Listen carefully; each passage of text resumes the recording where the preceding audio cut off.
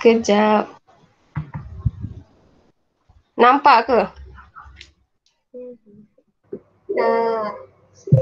Tak. Tak. Ha, nampak. Okey, nampak dah. Nampak.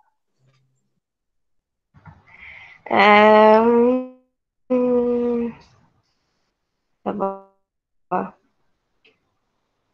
Dia tak keluar rajah sangat tau. Asal lah. Dah ready ke? Nak buat macam ni. Batik.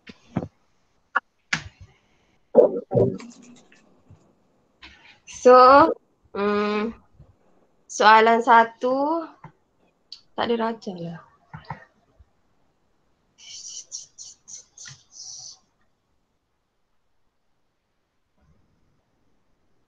Sekejap. Apakah kepentingan septum? Septum ni kan yang pembahagi antara jantung belah kanan dengan jantung belah kiri kan. So dia punya kepentingan, jawapan dia, septum ni mengelakkan darah beroksigen dengan darah terdioksigen daripada bercampur.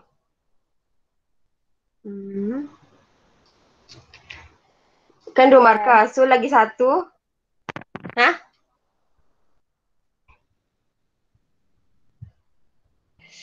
Mengelakkan apa? Lagi 1.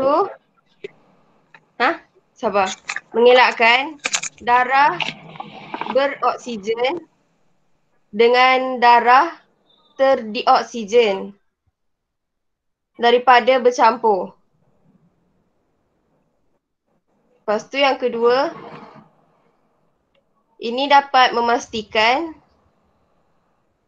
jumlah oksigen yang cukup dapat dibekalkan ke seluruh badan. Dapat tak?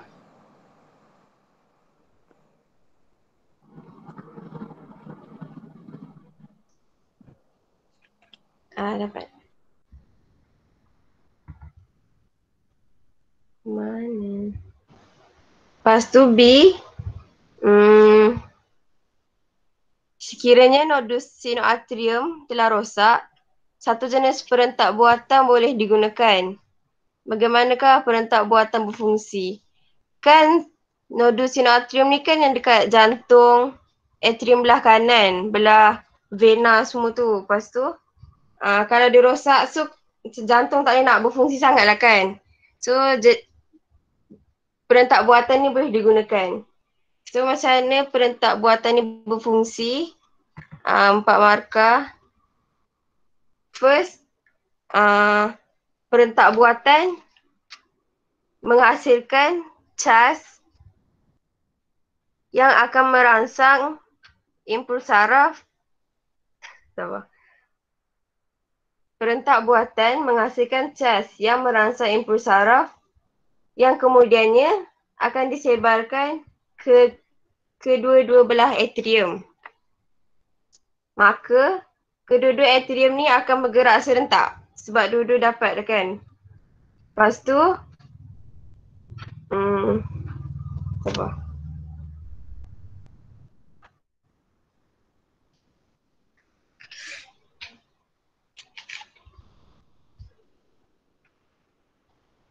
Lepas tu impuls saraf yang dihasilkan oleh apa nama dia? Sabar.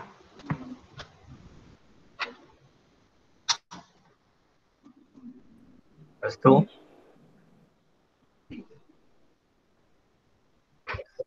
Sabar.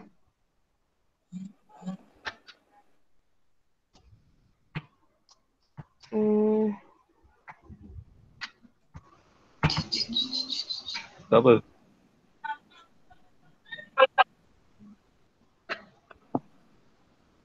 Sabar.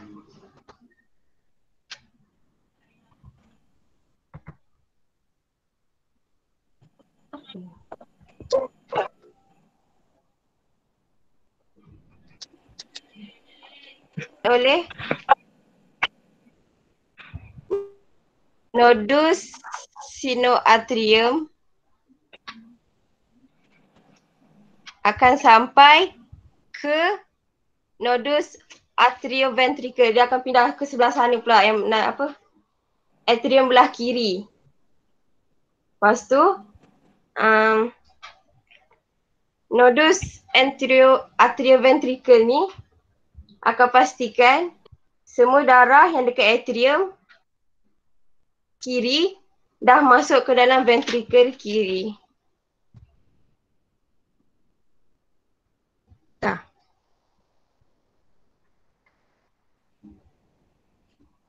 Dapat tak? Kalau tak ulang. Dapat. Okey. Boleh. Serius. Lepas tu apakah implikasi terhadap penggunaan perentak buatan berbanding nodus sinoatria? So, macam kebaikan atau keburukan dia lah. First, perentak buatan ni kena selalu diganti sebab dia bukan macam jantung kan. So, dia kena selalu tukar. Lepas tu, dia akan menyebabkan jangkitan. Dua markah. Katanya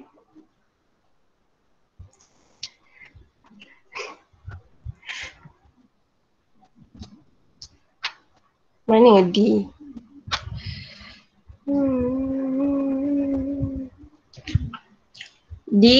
Cadangkan langkah-langkah yang harus anda amalkan. So langkah dia yang first 3 markah, tidak merokok, lepas tu banyakkan bersenam, makan makanan seimbang, itulah.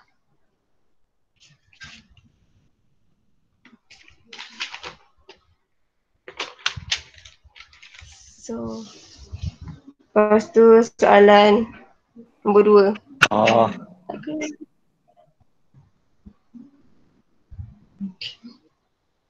Sabar.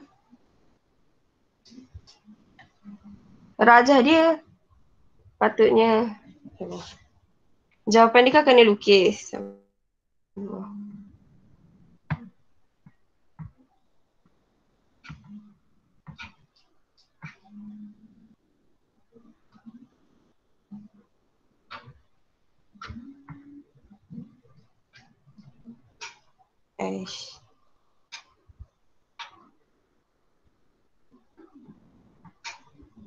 So patutnya jawapan dia macam ni. Fagosit tu dia macam ni. Lepas tu dia makan bakteria tersebut.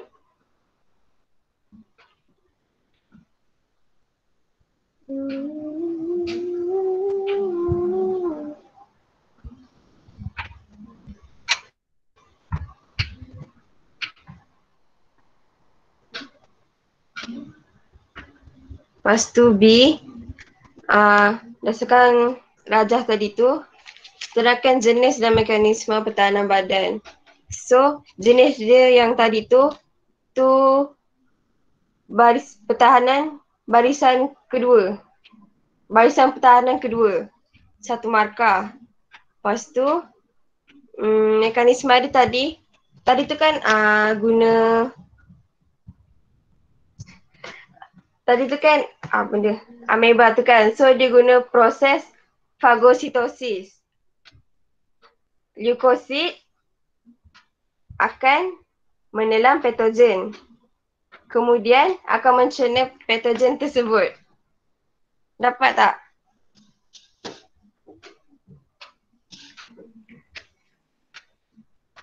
Boleh. Dapat. Lepas tu Boleh. keluar lah. Mana?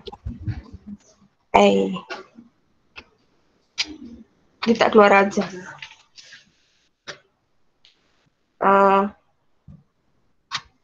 Tengok soalan sendirilah.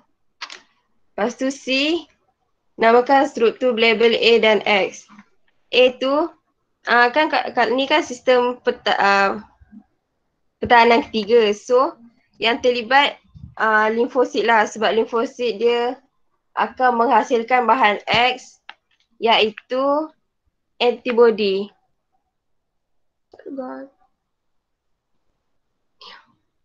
Sorry, tak ada raja. Lepas tu D, nyatakan jenis pertahanan yang ditunjukkan dalam raja 2.3. Tu barisan pertahanan ketiga.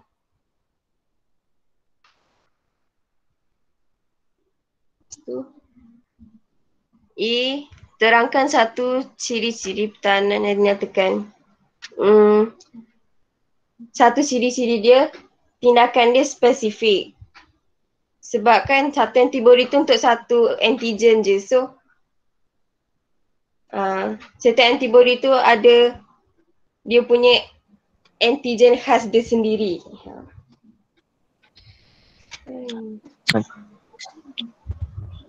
Macam enzim lah.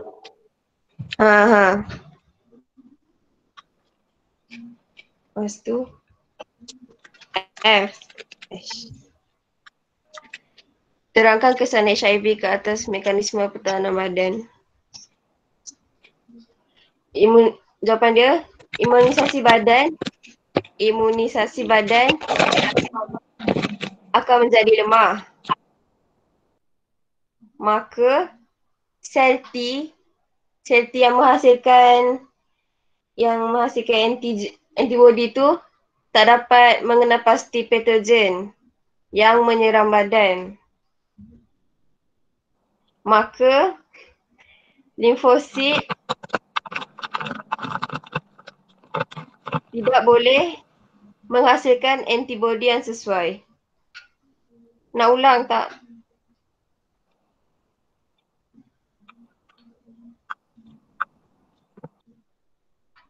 Ulang-ulang.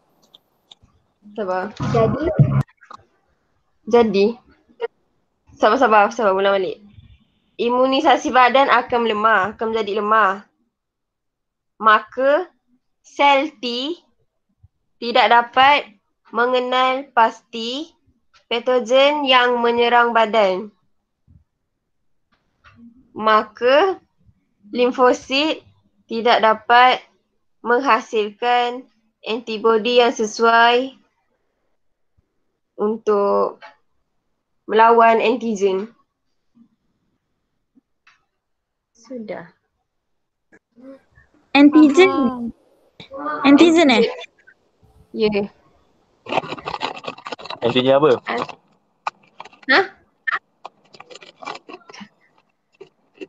What?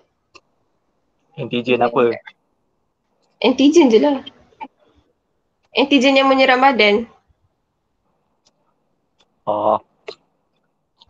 Boleh macam tu? Boleh. Jawablah. Lepas tu bab 2. Ni kan cacing tanah. So, namakan jenis rangka bagi cacing tanah. Rangka hidrostatik. Lepas tu B. Bagaimana cacing ni bergerak? Markah 3. First, cakap dia kan guna 2 otot. Satu otot lingkar. Lagi satu otot membujur. So, apabila otot lingkar mengecut, otot membujur akan mengendur. Maka cacing akan menjadi nipis dan panjang. Lepas tu lagi satu, terbalik dia lah. Apabila otot bujur mengecut, otot lingkar akan mengendur. Maka cacing akan menjadi tebal dan pendek. Dapat tak?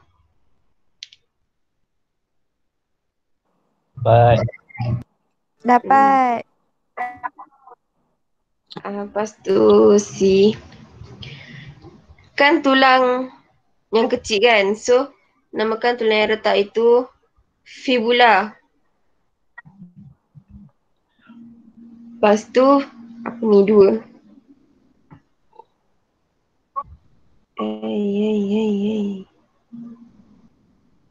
Sabar. Awak tak keluar.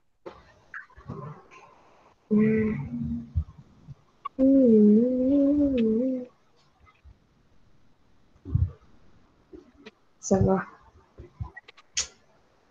Soalan kedua tu, kenapa dia pakai bekas yang dekat kaki tu kan, yang sarung kaki kalau retak ke apa tu kan. So,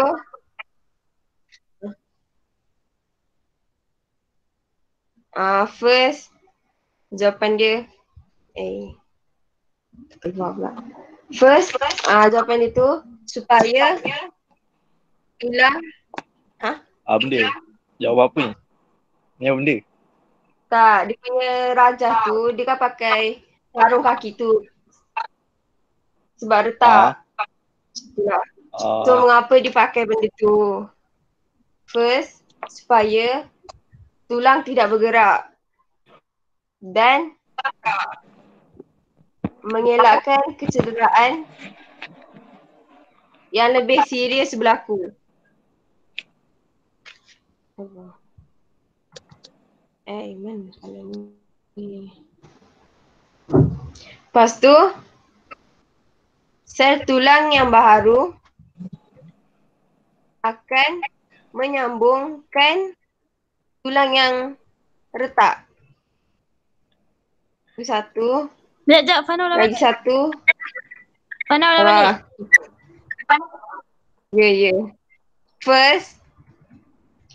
Tak keluar ni. Sabar.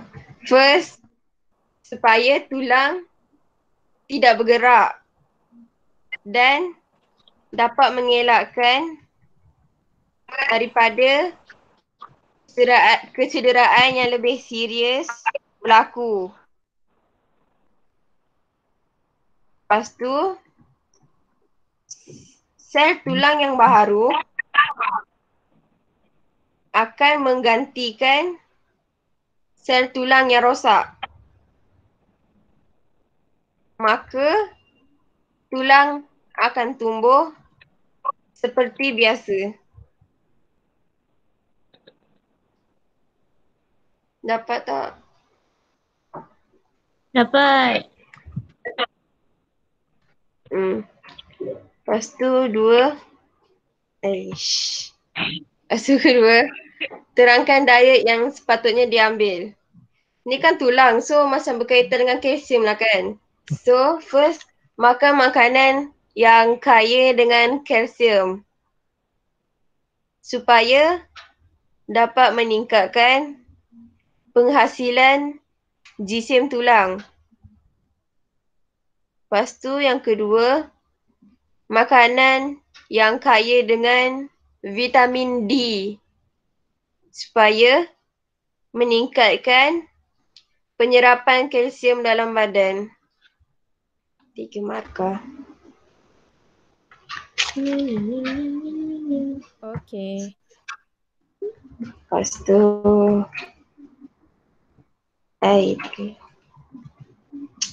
ni gambar kaki tak keluar.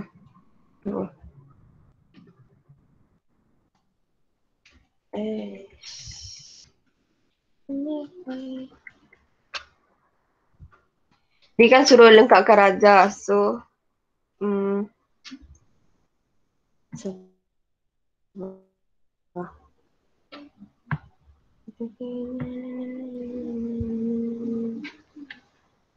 patutnya dia macam ni.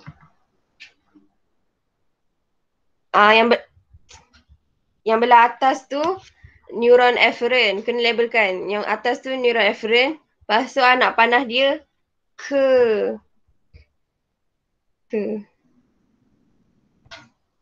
situ. Lepas tu lalu dekat ziring kelabu tu.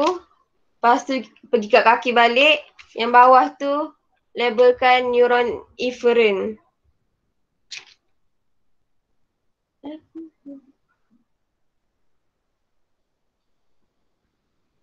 Lepas tu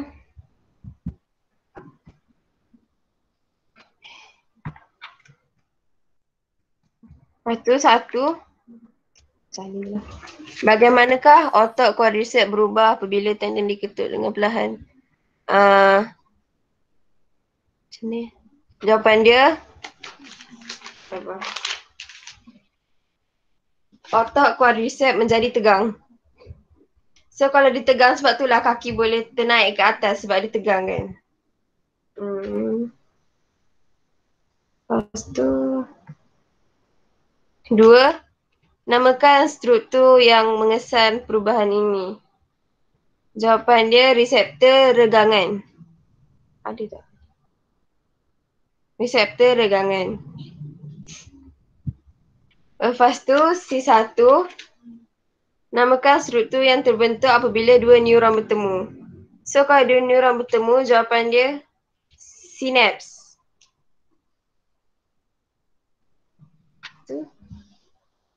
Di mana sinaps ni berlaku? Sinaps berlaku di jirim kelabu. Dapat tak? Jirim kelabu. Abdul. Siapa? Ni jirim kelabu. Ada kat buku.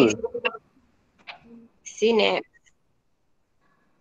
Ada kot, tak tahu.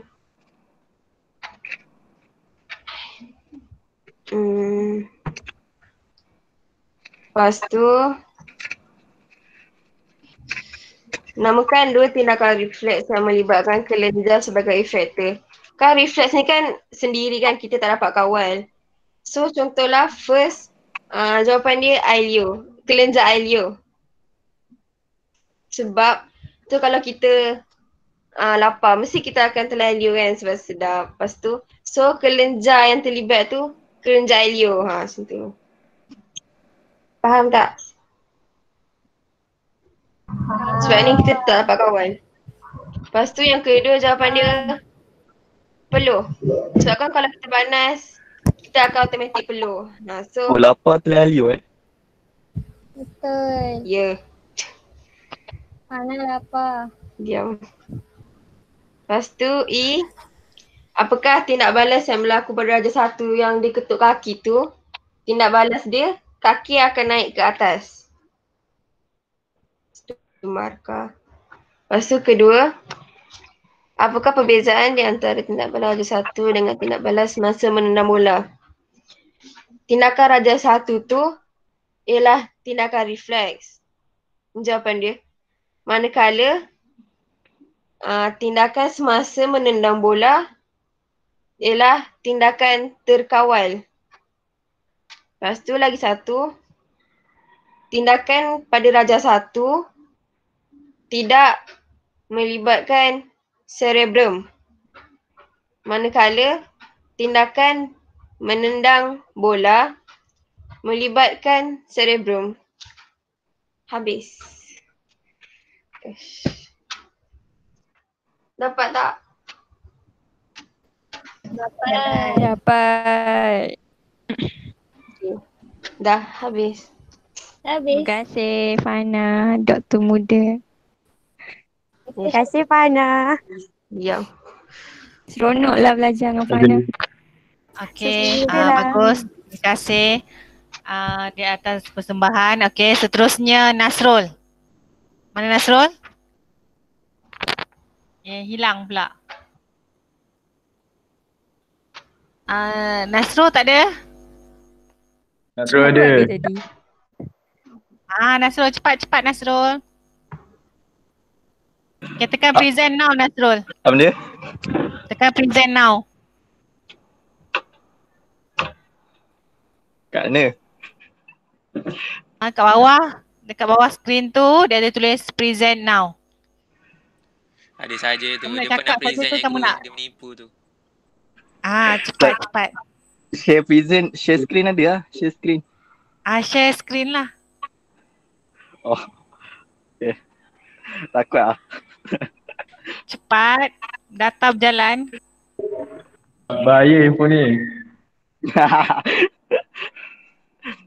Kak. Nampak? Okey. Nampak. Nampak apa Sekejap weh. Okay. Okay, nampak ni weh. Nampak. Oi, seram tu. Okay. Cakap, cakap apa Okay, Assalamualaikum. Uh, Salam. aku kau boleh je, aku kau kan. Aku tak nak main saya. Okey. Cepatlah Nasrul. Okay, tak apa. Sekejap. Okay, aku ni buat bab 4 Chapter 4. Pembiakan dan pertumbuhan. So, nombor 1 ni. Darjah 1 menunjukkan struktur organ pembiakan tumbuhan. So, darjah ni organ pembiakan betina. Kan? Macam mana nak tahu betina? Sebab dia ada stigma. Stigma, stil, ovari, serta ada ovule. So, soalan dia. Okey tak weh? Okey. So, soalan dia. Berdasarkan darjah 1, namakan struktur yang berlabel A. A dia apa? Apa dia? A dia tiup dia bunga. Apa ni A dia? Oh. So, B dia tu bundi. Dia apa? Bundi embryo. So, C dia ni gamet. Jantan. Gamet jantan So, jawapan dia. So, terangkan fungsi struktur A. Struktur A dia ni yang tiup dia bunga ni kan. So, dia Tahu. kena memanjang nak pergi. Dia kena memanjang nak pergi kat ovule ni kan. Betul tak? Betul. So, dia kena struktur A ikut nak tulis tiup dia bunga boleh tak? Tiup dia bunga memanjang ke arah ovule. Tapi nak selamat mana tahu korang salah tiup dia bunga ni kan. Tulis struktur A memanjang ke arah ovule melalui stil. Stil ni yang kat bawah stigma ni. Mana? Fungsi stil tu stil tu Ada yang lah. bawah stigma tu. Ada lah nampak. Ni yang aku tunjuk ni. Mana? Dia aku tolong aku tunjuk ni bawah stigma. Nampak.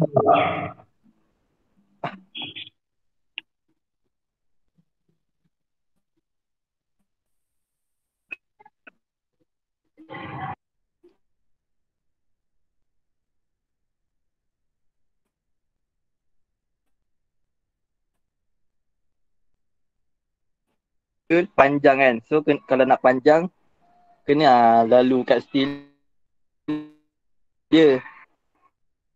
Ovule ni panjang enzim yang tu laluan tu dia macam masuk okey tak? Okey. Okey aku yang BI sedangkan yang pada struktur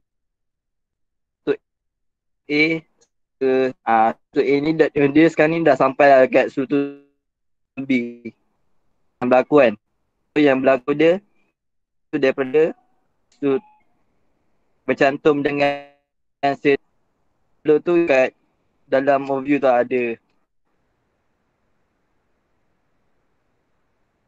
diploid. Ni apa tu haploid haploid N haploid tu dengan N kan. So dia akan campur dengan sel telur tu pun haploid. So N campur N jadi ada N zygote diploid. Lepas tu itu isi yang satu ni makalah tu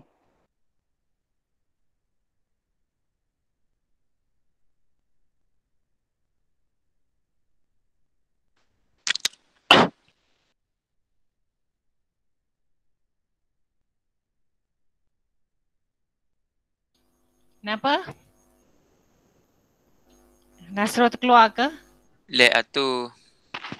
Okay, Afiq ambil alih. Mana boleh aku? Cepat, siapa nak cover? Fana. Best friend dia mana? Best friend dia. Best friend siapa? Afiq. Cepat Afiq. Afiq. Best friend dia Afiq. Mana ada best friend dia yang pakai gambar Jepun ni. Aduh. Okay, Midat Kenapa? cover. Midat mana ada? Ni yang korang ni asal ni. Midat, cepat Midat. Cover. Afiq lah, Afiq pandai. Saya pun mana faham sangat.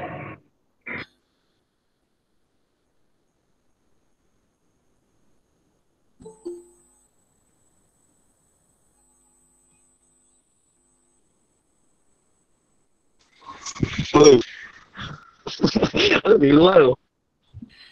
Kau asal keluar? Okay, teruskan.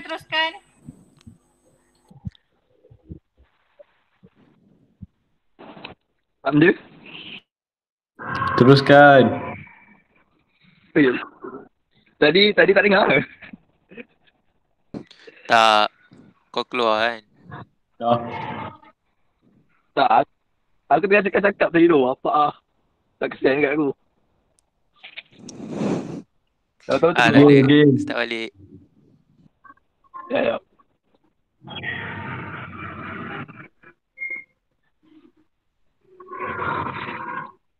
Kat mana tadi?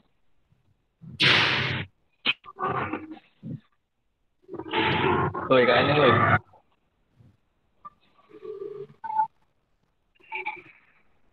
B2.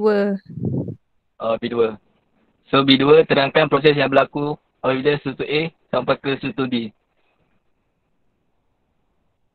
So struktur A dah sampai kat struktur B lah. Dia dah bersenyawa kan. So satu, apa benda ni? Ada pula benda ni.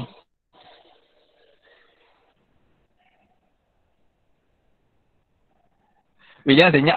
Tak boleh lah. Seram lah. Kalau bising macam mana nak bagi penerangan?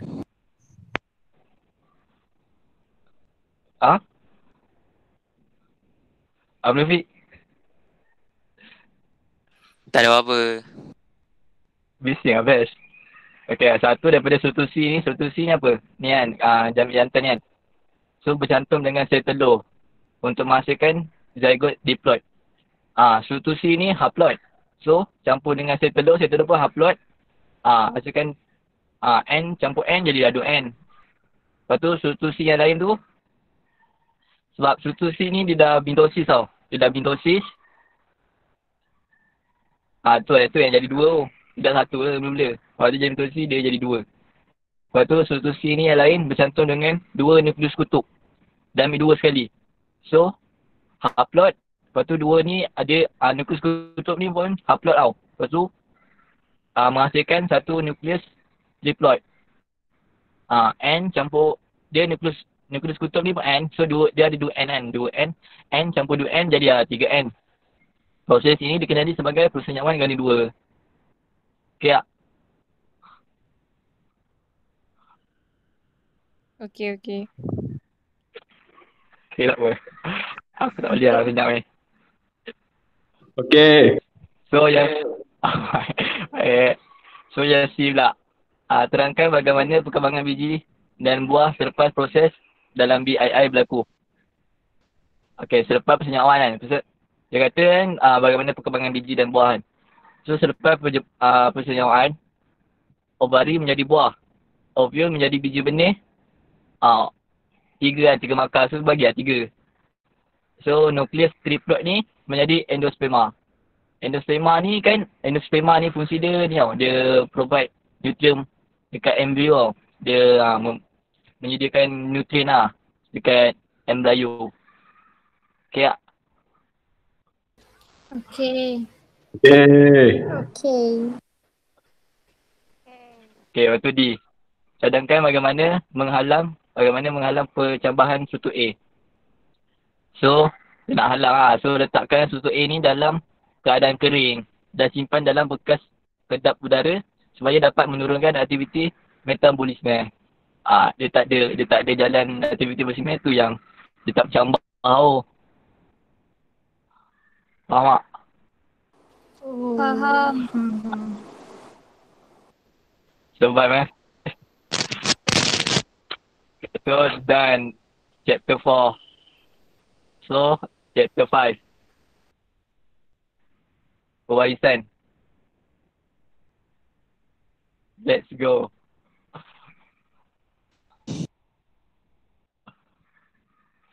Okey, terus.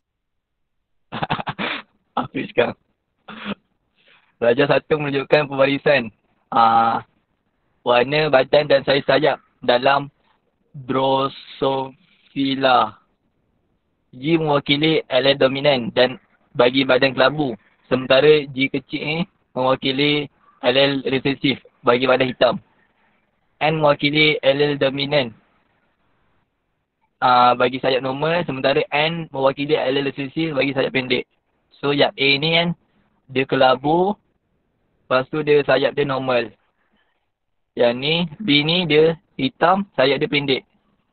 Kita dah tengok sayap dengan badan lah. Kita tengok mata ke kaki tu. Yang tu ciri lain lah.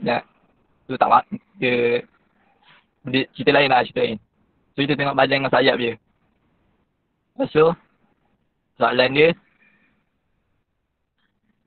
Okay tak? Okay.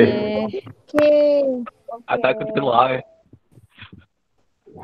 So nyatakan genotip dan fenotip A dan C. Dua tau, genotip dengan fenotip. Jangan bagi genotip ke. Nanti tak apa markah I. So A dia ni kan. Dia dominan. So dua-dua huruf ni. Huruf besar. G besar, N besar. Tu genotip dia. Fenotip dia badan kelabu, sayap normal. Okay tak? Okay. So, okay tak apa. So, yang C tu pula, genotip dia G besar, G kecil, N besar, N kecil. Iaitu badan kelabu, sayap normal gerak. Sebab, dia ni, sebab apa Sebab, dua-dua ni, apa orang panggil, dia macam, tak tahu lah cakap apa. Tolong lah. Faham kan? Tak upaya lah. Nak ulang lah. Mendel Joy. Lepas tu, B.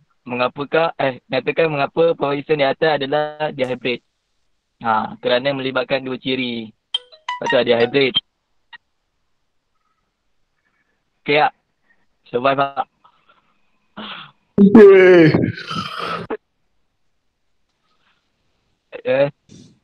Lepas tu C. Dengan menggunakan segi empat punat, lukis raja genetik antara C dan D untuk menunjukkan nisbah antara E, F, G, H. So C dengan D dia. Ni lah. Aku dah buat semalam. Penat tau. Benda ni pun penat. So, apa? Elok Joy.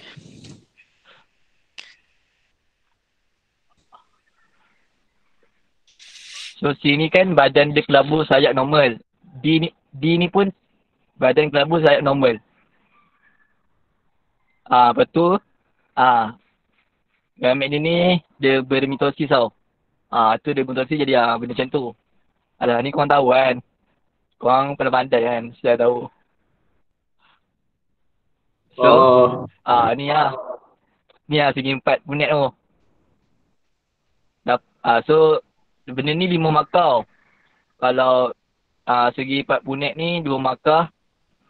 Yang atas ni pun atas ni atas ni dua-dua ni. Atas ni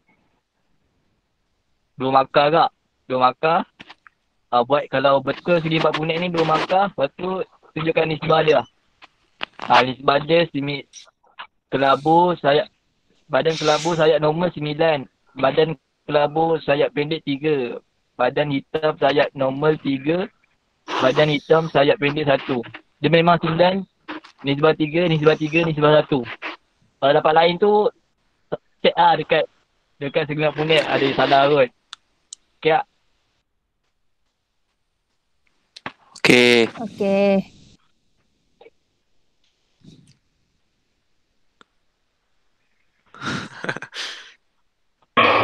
Woi apa? So, D pula.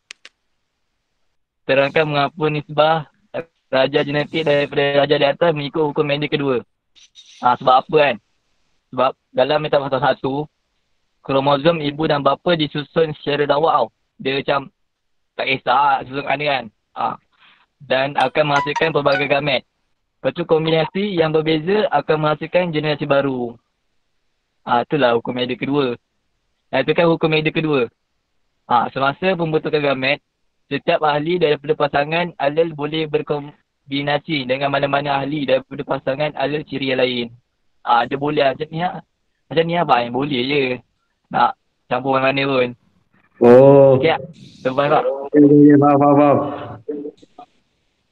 Faham kan? Mana tak faham? Ni. Ya.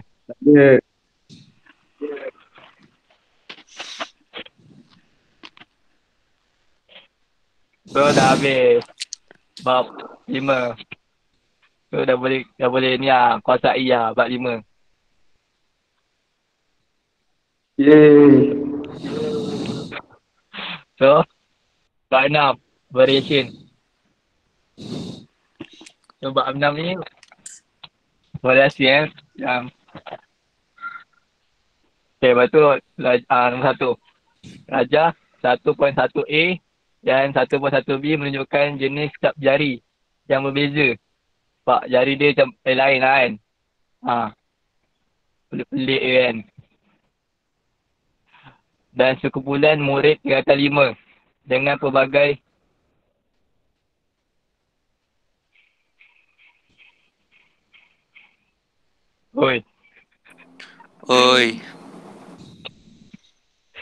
tingkatan 5 dengan pelbagai ketinggian, nampak?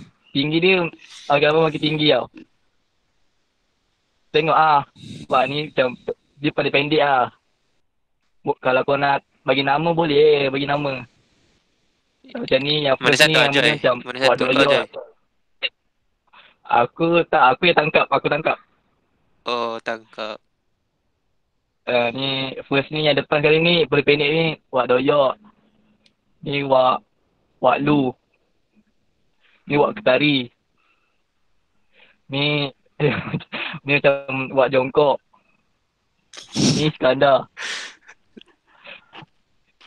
Ni Lan Todak. Ni macam Abang Azri je. Ni Abang Azri. Yang last ni Sitaren. Sitaren yang bertinggi. Okay. So, satu kan jenis variasi yang ditunjukkan oleh Raja Kedua Raja ni kan. So Raja A tu variasi dia tidak selanjar. Sebab dia gen dia gen tak plus persekitaran. Dia tak plus persekitaran. Lepas tu ada variasi tak selanjar. Kalau B ni variasi selanjar. Sebab dia gen plus persekitaran. Kau jangan tulis. Tak. Seks. Ada orang dalam exam jenis variasi. Yang tu kau yang tulis. Oh ya. Aduh. So B. Dua perbezaan variasi yang dinyatakan dalam A1A. Apa perbezaan dia?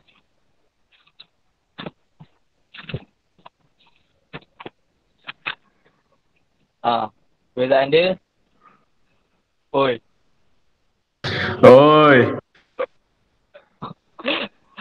Terangkan je lah. Atas kedua tu. Kau macam senyap ke. Perbezaan dia variasi selanjar menunjukkan perbezaan trait yang tidak jelas. Manakala Okay. Satu kan. Dia minta dua kan. So satu yang first, variasi selanjar menunjukkan perbezaan trait yang tidak jelas. Manakala variasi tidak selanjar menunjukkan trait yang jelas.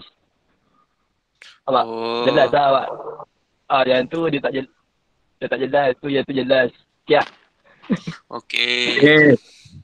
Lepas tu bentuk graf yang secondnya dia ada banyak tau ni. Yang ni yang second yang pilih lah. Bentuk graf variasi selanjar menunjukkan taburan normal. Manakala variasi tak selanjar menunjukkan taburan diskret. Dia ada gak. Dia ada gak ni ciri dia. Kalau variasi selanjar kuantitatif. Sebab dia boleh kira kan, boleh ukur. Kalau variasi tak selanjar kualitatif. Dia tak boleh ukur. Ya, survive tak? Survive. Terangkan kepentingan variation. Kepentingan dia, ni semua tahu kan. Yang tak tahu ni memang kriminal lah. Suatu organisma dapat menyesuaikan diri dengan keadaan persekitaran yang lebih baik. That's why we need variation. Ya, survive tak? Okay. So, D. Mutasi merupakan salah satu faktor yang menyebabkan variasi. Menunjukkan, satu benda menunjukkan dua jenis mutasi kromosom. Dua jenis kan, dia ni P, Q. So P ni, dia tak sama kan, dia macam hilang kan. Ya, dia hilang B. Macam B tu macam lenyap lah tiba. So Q ni, dia macam tambah pula B kan. Macam berganda pula. Apa lah mutasi ni. Lepas tu, Bantai lah. question dia, namakan proses-proses yang terlibat dalam mutasi Q. Mutasi pun ada proses tau. So P ni penyelapan. Sebab dia macam lenyap kan. So Q tu penggandaan. Okay. Survive tak? Okay. So terangkan faktor yang menyebabkan mutasi. Faktor dia sebabnya bahan ataupun agen-agen lah. Agen yang banyak menyebabkan mutasi dinamakan mutagen. Seperti sinaran radioaktif dan sinar X. Benda ni bahaya lah. Radioaktif ni bahaya lah. Dia sebab tak apa. Sebab dia boleh menyebabkan perubahan struktur kromosom tau. Tu yang boleh menyebabkan mutasi. Okay tak? Okay. Okay. Kau nak apa lagi? Tu yang last ni, terangkan satu kesan buruk yang disebabkan oleh mutasi. Dia tak ada kesan baik lah, memang buruk lah. Lepas tu, kesan dia, mutasi yang berlaku di sel soma boleh merosakkan sel. Teruk kan kesan dia. Tu yang bahaya. Dan menjadikan sel kanser, menjadikannya sel kanser. Atau memusnahkan sel itu. Lagi lah. Dia tak boleh tu. So hati-hati lah dengan sinaran radioaktif dan sinar X. Dia banyak lagi. Baca lah, tak upaya lah. Dah tak nak kena ulang lah. Okay, banyak aku. Siap. Mana tak faham?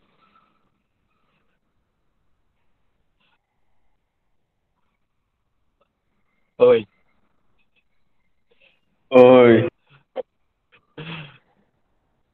Faham.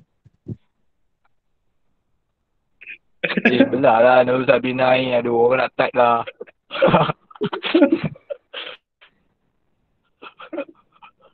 Azizati ada tak faham tadi, Azizati? Dah habis ke? Nasrul. Mana? Buka balik. Boleh masuk. Buka lah balik. Okey. Present balik Joy. Tak apa. Sabar.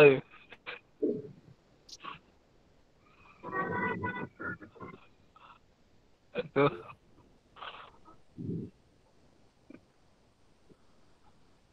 Aduh, ternak slow pula.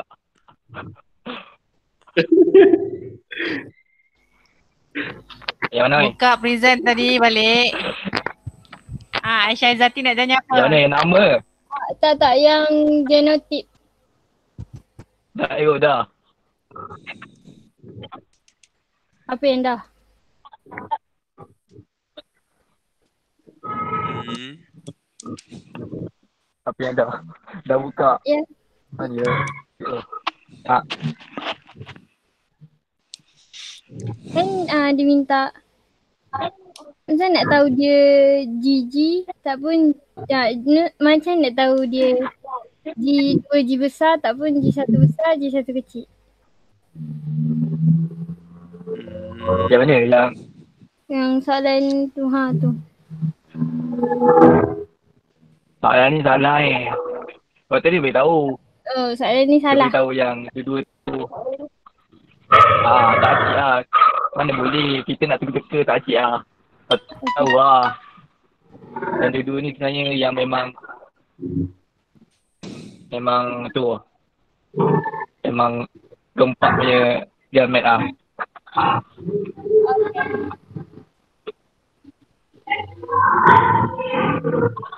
Tu je.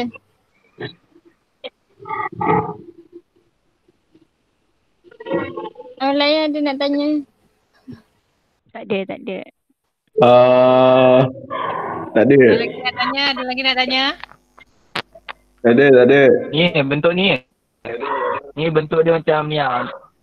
Ombak-ombak sikit lah. Saya.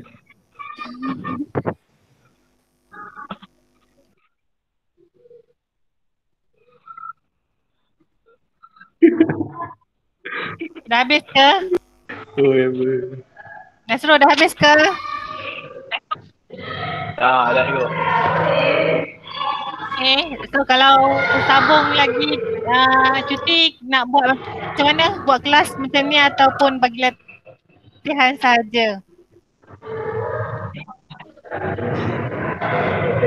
Yang lain pilih. Yang